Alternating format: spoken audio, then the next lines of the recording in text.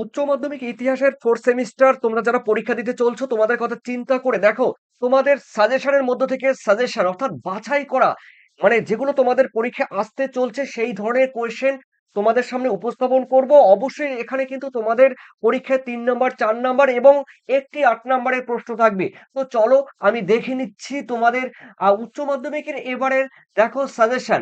এই এবারের সাজেশনের ক্ষেত্রে রয়েছে 4th সেমিস্টার দেখো টোটাল রয়েছে 40 নম্বরের। আর তোমাদের দেখো প্রথম এখানে দেখো প্রথমে রয়েছে তোমাদের দেখো তৃতীয় অধ্যায়।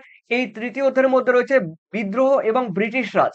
এখান থেকে তোমাদের একটি 3 নম্বরের প্রশ্ন থাকবে আর একটি 4 নম্বরের থাকবে। আমি দেখে নিচ্ছি দেখো তোমাদের 3 নম্বর এবং 4 নম্বরের কোশ্চেন গুলো। প্রথম কোশ্চেনটি খুবই খুবই গুরুত্বপূর্ণ এবং ভিভিআই। দেখো মহাবিদ্রোহকে কি সামন্ততান্ত্রিক প্রতিক্রিয়া বলা চলে? দেখো যুক্তি সহ কিন্তু তোমাদের লিখতে হবে। কোশ্চেনটি খুবই গুরুত্বপূর্ণ। এই কোশ্চেনটি মডেল কোশ্চেন পেপারও দিয়েছে পর্ষদে। ঠিক আছে? তো এরপরে রয়েছে দেখো এরপরে সেকেন্ড কোশ্চেন রয়েছে রয়েছে কি সিপাহী বিদ্রোহের দুটি অর্থনৈতিক ও সামাজিক কারণ উল্লেখ করো। ঠিক আছে? এই দুটি কোশ্চেন খুবই গুরুত্বপূর্ণ। সেই সঙ্গে ভিভিআই রেখেছি ট্রিপল স্টার। দেখো রয়েছে 1857 খ্রিস্টাব্দের বিদ্রোহের ফলাফল কিংবা প্রভাব আলোচনা করো। কোশ্চেন ঘুরিয়ে দিতে পারে কোম্পানির শাসনের অবসান এবং মহারানীর ঘোষণাপত্র। ডবল স্টার রেখেছি। এরপরে রয়েছে দেখো তোমাদের ট্রিপল স্টার রয়েছে 4 নম্বরে কোশ্চেন 1857 খ্রিস্টাব্দের বিদ্রোহের ব্যর্থতার কারণগুলি আলোচনা করো। মডেল কোশ্চেন পেপারে দিয়েছে এটি। এরপরে রয়েছে দেখো তোমাদের 1857 সালে মহাবিদ্রোহের প্রত্যক্ষ তাৎক্ষণিক কারণটি উল্লেখ করো। এনফিল্ড রাইফেল প্রসঙ্গ তোমাদের উল্লেখ করতে হবে। দেখো এটি মডেল কোশ্চেন পেপারে আছে। তো এছাড়া তোমাদের এক্সট্রা আরো দুটি কোশ্চেন দিয়েছি, তোমরা দেখতে পারো। তবে অবশ্যই দেখো মহাবিদ্রোহ যে রয়েছে সেই মহাবিদ্রোহের অর্থনৈতিক, সামরিক এবং সামাজিক তিনটি কারণ তোমরা অবশ্যই পড়ে যাবে। তিনটি কারণের মধ্যে কিন্তু একটি কারণ তোমাদের 100% কিন্তু দেবে। এরপরে রয়েছে দেখো তোমাদের চতুর্থ অধ্যায়। এই চতুর্থ অধ্যায়ের মধ্যে রয়েছে জাতীয়তাবাদ ও বিচ্ছিন্নতাবাদ। দেখো এখান থেকে 3 নম্বরে থাকবে একটি, 4 নম্বরে থাকবে দুটি, দেখো 8 নম্বরে থাকবে একটি। তো এখান থেকে আমরা দেখে নিচ্ছি টোটাল। দেখো তোমাদের কিন্তু টোটাল এখান থেকে দিয়েছি 3 নম্বর 4 নম্বর 8 নম্বরে। তো আমি দেখে নিচ্ছি প্রথমে রয়েছে 8 নম্বরে। দেখো এই কোশ্চেনটি খুবই গুরুত্বপূর্ণ এবারের ক্ষেত্রে, তার কারণ বিভিন্ন জায়গা দেখো এই কোশ্চেন গুলো তোমাদের সাজেশন উপস্থাপন করা হয়েছে।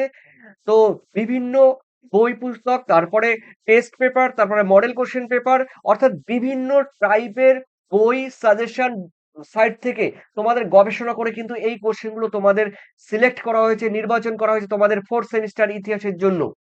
আলীগড় আলীগড় আন্দোলনের স্যার সৈয়দ আহমদ খানের ভূমিকা আলোচনা করো।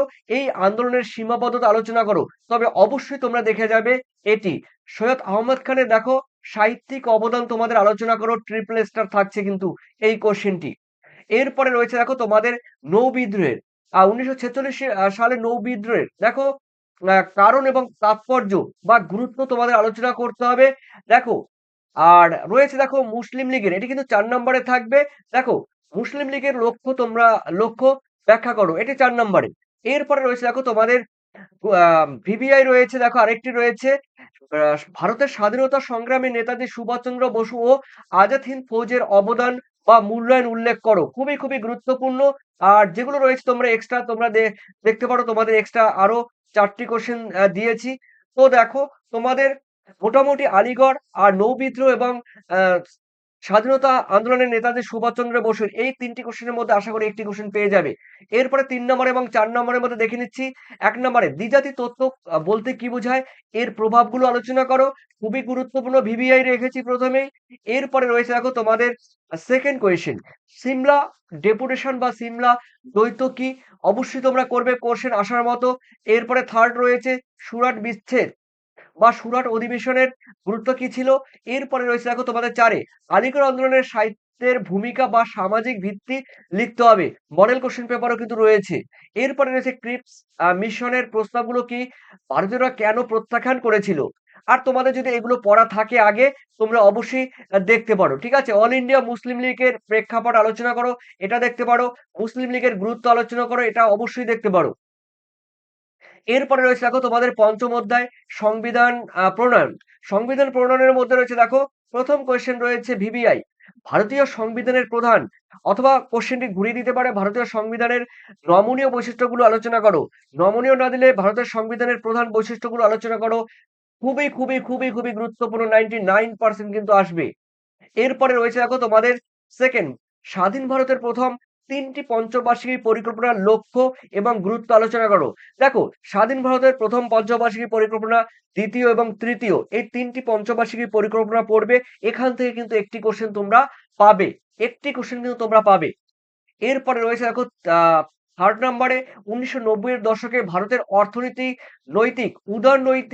উদার উদারীকরণ নীতি বা লিবারালাইজেশন সম্পর্কে টিকা লেখো। দেখো এই যে উদারীকরণ নীতি, এটি কিন্তু বিভিন্ন জায়গায় কিন্তু এই কোশ্চেনটি রয়েছে, আছে, আর পরীক্ষাও আসতে চলছে। ঠিক আছে, এই কোশ্চেনটি আমি অবশ্যই তোমাদের মার্ক করে দিলাম। এরপরে তোমাদের 4 নাম্বার, স্বাধীন ভারতের জোট নিরপেক্ষ নীতি নন। দেখো এই যে কোশ্চেনটি বললাম, স্বাধীন ভারতের জোট নিরপেক্ষ নীতি, এই কোশ্চেনটি দেখো বর্তমানের আপাত দৃষ্টিতে বর্তমানের পটভূমিকায় কিন্তু দেখো এই স্বাধীন ভারতের জোট নিরপেক্ষ নীতি বলতে কি বোঝো, আর দেখো বিশ্ব শান্তি রক্ষায় এর ভূমিকা কি রয়েছে। এরপরে 5-এ রয়েছে ভারতীয় সংবিধানের প্রস্তাবনার গুরুত্ব ও তাৎপর্য উল্লেখ করো। অবশ্যই এই কোশ্চেনটি কিন্তু মডেল কোশ্চেন পেপারে রয়েছে এবং আমার সাজেশনে ট্রিপল স্টার দিয়েছি। আর বাকি এই 3টি কোশ্চেন তোমরা পারলে দেখে যেও। এরপরে দেখো এই কোশ্চেনটি দেখতে পারো তোমরা, দেখো ভারতের স্বাধীনতা সংবিধানে নারীর ক্ষমতায়ন এবং নারীদের অধিকার রক্ষায় কি কি ব্যবস্থা গ্রহণ করা হয়েছে। ষষ্ঠ অধ্যায়ের মধ্যে রয়েছে দেখো জাতি গঠন ও আনুষঙ্গিক বিষয়, এখান থেকে 3 নম্বর একটি, 4 নম্বর একটি। দেখে নিচ্ছি প্রথম কোয়েশ্চেন রয়েছে এটি শেষ অধ্যায়ে বাংলাদেশে, দেখো বাংলাদেশের স্বাধীনতা যুদ্ধে শ্যাম মানেকশ কি ভূমিকা পালন করেছিল। খুবই খুবই বর্তমান পরিপ্রেক্ষিতে, বর্তমান বাংলাদেশ ভারত পাকিস্তানের পরিপ্রেক্ষিতে এই কোশ্চেনটি খুবই খুবই গুরুত্বপূর্ণ। তার কারণ এই যে কর্নেল ছিল, ইনি কিন্তু মোটামুটি 13টি যুদ্ধের সঙ্গে লড়েছিল পাকিস্তান বাংলাদেশের 1971 সালে। ঠিক আছে, এরকম অসংখ্য যুদ্ধের সঙ্গে মানে ভারতের হয়ে, ভারতের বিশেষ দায়িত্ব নিয়ে তিনি এই শ্যাম মানেকশ কিন্তু বিশেষ ভূমিকা পালন করেছিল। এরপরে রয়েছে দেখো তোমাদের 2-এ 1972 খ্রিস্টাব্দে সিমলা চুক্তি সম্পর্কে টিকা লেখো। এই কোশ্চেনটি অবশ্যই অবশ্যই গুরুত্বপূর্ণ। সিমলা চুক্তি আগেও কিন্তু এরকম একটি কোশ্চেন দিয়েছিলাম। এরপরে রয়েছে দেখো বাংলাদেশের স্বাধীনতা যুদ্ধে ভারতের ভূমিকা বা অবদান আলোচনা করো। খুবই খুবই গুরুত্বপূর্ণ এই 3টি কোশ্চেন যেগুলো বললাম আমি, টোটাল 3টি কোশ্চেন।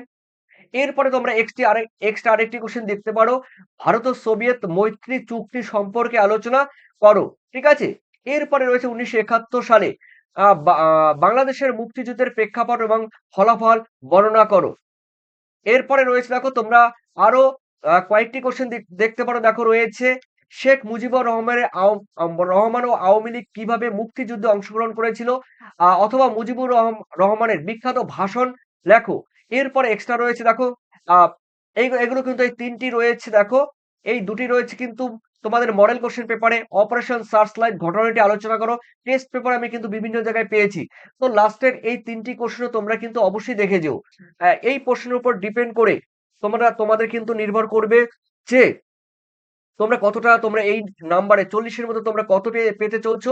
আর দেখো আমার বিশেষ করে তোমাদের যে মডেল কোশ্চেন পেপার, এই যে মডেল কোশ্চেন পেপার, এই মডেল কোশ্চেন পেপারে কিন্তু তোমাদের দেখো রয়েছে যে সেটগুলো দেওয়া আছে, সম্পূর্ণ উত্তরগুলো রয়েছে এই মডেল সেটে। পর্ষদ থেকে অর্থাৎ বোর্ডের মডেল কোশ্চেন পেপারে দেখো উত্তর সহ দেখো সেটগুলো কিন্তু আমি কভার করে দিয়েছি।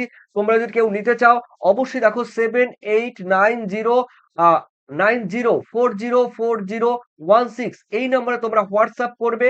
তবে তোমরা যারা দেখো 55 রুপিস তোমরা যারা পেমেন্ট করবে তোমরা কিন্তু পেয়ে যাবে, সেই সঙ্গে তোমরা সাজেশনও পেয়ে যাবে।